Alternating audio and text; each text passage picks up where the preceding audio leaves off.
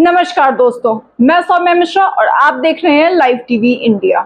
हमारा देश एक लोकतांत्रिक देश है, धर्मनिरपेक्ष देश है, जिसका मतलब है कि हमारे देश का कोई एक धर्म नहीं।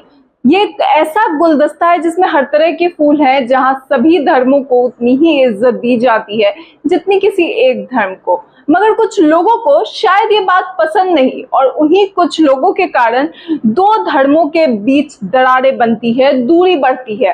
और आजकल का तो ये ट्रेंड ही बन चुका है कि अगर कोई व्यक्ति हिंदू है और मुस्लिम को शुभकामनाएं दे रहा है, फिर मुस्लिम हो हिंदू को बधाई दे रहा हो, तो बस उसका विरोध शुरू कर देना है, उसे ट्रोल करना शुरू कर दो। और इसी का शिकार बने हैं इस ईद पर सिंगर शान।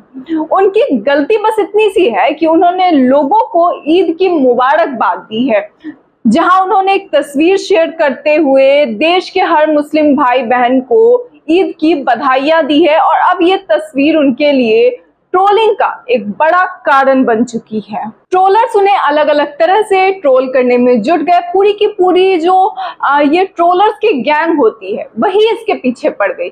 मगर सच में दोस्तों, गर्व होता है ऐसे व्यक्ति पर, ऐसे गायक पर, ऐसे सिंगर पर, जिसने इन ट्रोलर्स को एक शानदार जवाब दिया, बिल्कुल अपने नाम की तरह।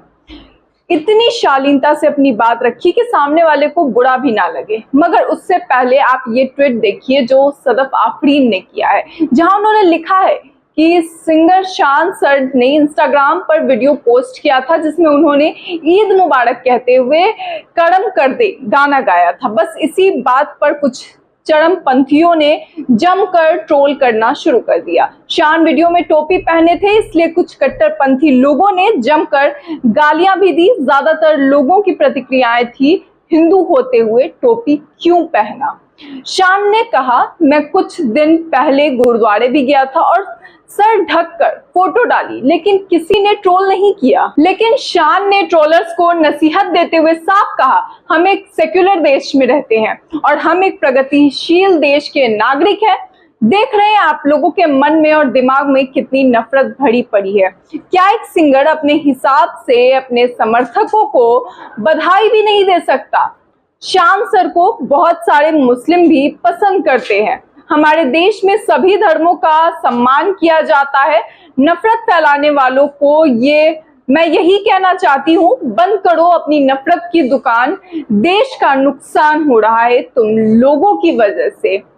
अंत में उन्होंने ये भी लिखा है कि पढ़ाई लिखाई करो, नौकरी हासिल करो, ये ट्रोलिंग से कब तक जिंदगी चलेगी। सदफ आफरीन ने ये बातें कही है। मगर इस ट्रोलिंग से और ये जो हंगामे होते हैं, उससे एक बात दोस्तों समझ नहीं आती कि आखिर टोपी पहन लेने से या किसी के कपड़े पहन लेने से किसी का धर्म बदल जाता है क्या?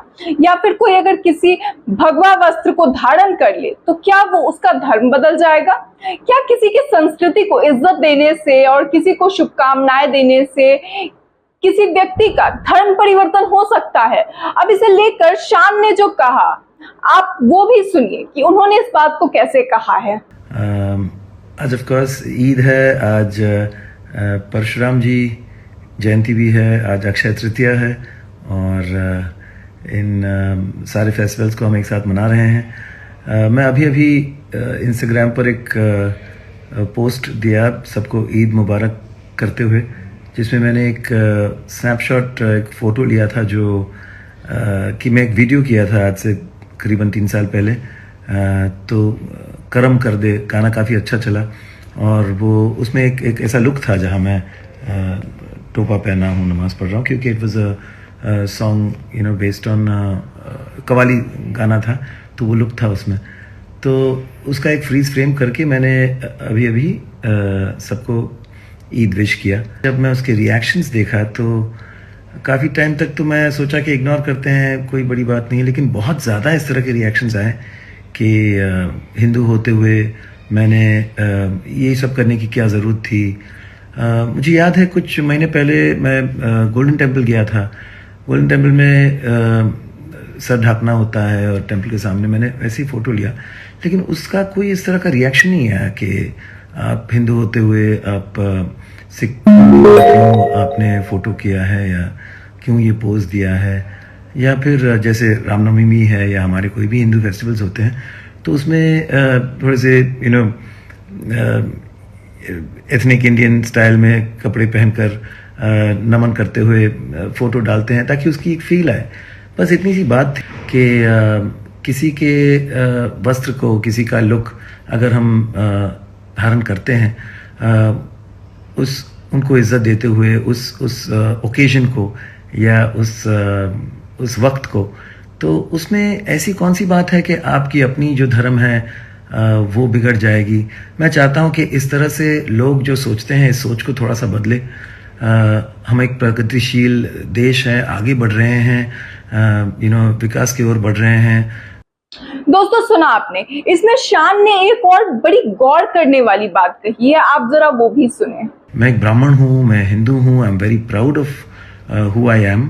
आई हैव नो, साथ साथ मैं एक भारतीय हूँ, मैं एक इंसान हूँ, और इंसान भारतीय हिंदू होने के नाते मैं ये जानता हूँ कि कैसे एक दूसरे की रिस्पेक्ट करनी चाहिए, हर ओकेजन को मिलकर सेलिब्रेट करना चाहिए। और मैं जहाँ पला बड़ा, Bandra, it was a predominantly a Catholic in Muslim area. मेरे ज़्यादातर दोस्त मुसलमान हैं और उनके साथ कभी भी इस तरह का फीलिंग नहीं आया कि हम अलग हैं, हम कुछ और हैं। हम तो अब ये जो देख रहा हूँ इतने साल बाद, मुझे बुरा लग रहा है कि इस तरह की सोच बढ़ती जा रही है।